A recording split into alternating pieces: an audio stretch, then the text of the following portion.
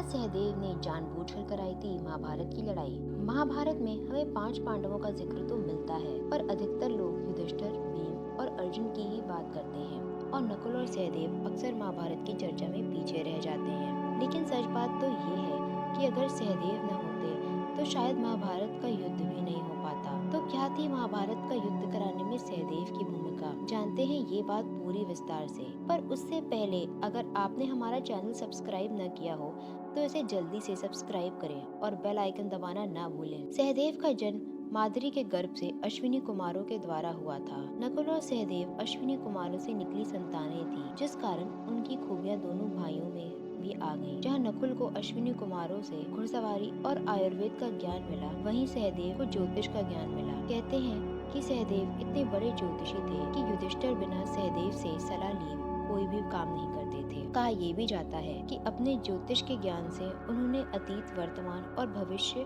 को भी जान लिया था। पर श्री कृष्ण को किए वादे के कारण सहदेव ने भी अपने ज्ञान का प्रदर्शन नहीं किया। इसके पीछे और कहानी भी प्रचलित मानी जाती है, जिसके अनुसार पांडवों ने अपने तप से बहुत सारी दिव्य शक्तियाँ हासिल की थी। अपनी मौत से पहले पांडु ने अपने पुत्रों को बुलाकर कहा था कि वे मरने के बाद उनके शरीर को खा लें, ताकि उनकी सारी सिद्धियां पांडवों को मिल जाएं। पर पांडवों की ऐसा करने की हिम्मत नहीं हुई और उन्होंने उनके शरीर को जलाने का निश्चय किया। पर उनके शरीर का एक छोटा सा टुकड़ा चींटियां अपने साथ लेके जाने लगी। सहदेव ने ये देखा और उसे उठाकर अपने मुंह में डाल लिया। इससे उन्हें तीनों लोगों के सत्य का आभास हो गया, पर इससे उन्हें आगे वाले विध्वंस का भी ज्ञान हो गया। इससे पहले कि वो ये बात किसी को बताते, उनके सामने श्री कृष्ण प्रकट हो गए, जिन्होंने उनसे वचन लिया कि जब तक कोई उनसे कुछ न पूछे तब तक वो किसी को कुछ ना बताएं। गनीमत ये कि परिवार में सबसे छोटे होने के कारण उनके सलाह अक्सर ली ही नहीं जाती थी, जिससे वो सब जानते हुए भी कुछ नहीं कर पाए। पर सहदेव की भूमिका यहाँ समाप्त नहीं होती, क्योंकि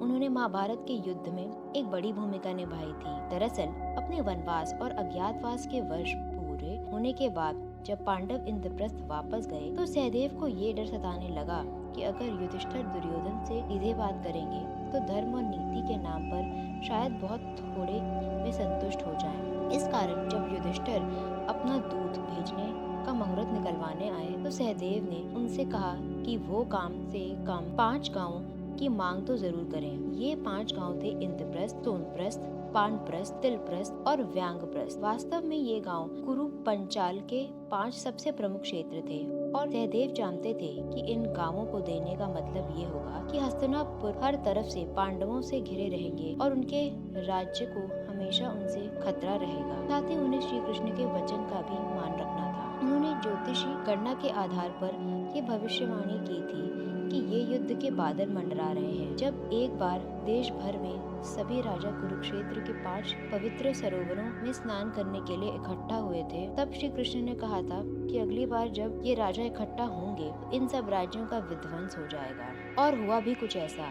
जब युधिष्ठिर ने पूरे राज्य के बदले सिर्फ 5 गांवों की मांग गए तो दुर्योधन समझ गए कि ये पांडवों की चाल है और उन्होंने उन्हें 5 गांव देने से भी इनकार कर दिया और यहीं से संधि की सारी उम्मीदों भी समाप्त हो गईं और महाभारत का युद्ध हुआ। सहदेव ने कभी ये बात किसी को बताई नहीं कि उन्हें महाभारत की लड़ाई के बारे में पहले से ही मालूम था और उन्होंने महाभारत के युद्ध में होने में बड़ी भूमिका निभाई थी। पर अंदर ही अंदर उन्हें इस कारण अपने ज्ञान और ज्योतिष की समझ पर घमंड हो गया और यही कारण था कि स्वर्गारोहण के दौरान गिरने वाले व्यक्ति रहे, क्योंकि धर्मराज के अनुसार ज्ञान का घमंड इंसान के बौद्धिक पतन की निशानी है। और सहदेव ने अपने ज्ञान के सामने अपने बड़े भाई युधिष्ठिर के ज्ञान का तुच्छ समझा और उन्हें बिना असली कारण बताए युधिष्ठिर को सीख दी, जबकि श्री कृष्ण ने उन्हें बिना पूछे कुछ भी बताने से मना किया था। इस तरह सहदेव ने महाभारत के युद्ध में एक बड़ी भूमिका निभाई, भले ही उनका योगदान बाकी योद्धाओं के मुकाबले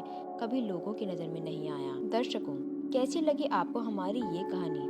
कमेंट बॉक्स में बताना ना भूलें। ऐसी ही रोचक वीडियोस को देखने के लिए हमारे चैनल को सब्सक्राइब करें और बेल आइकन दबाना ना भूलें।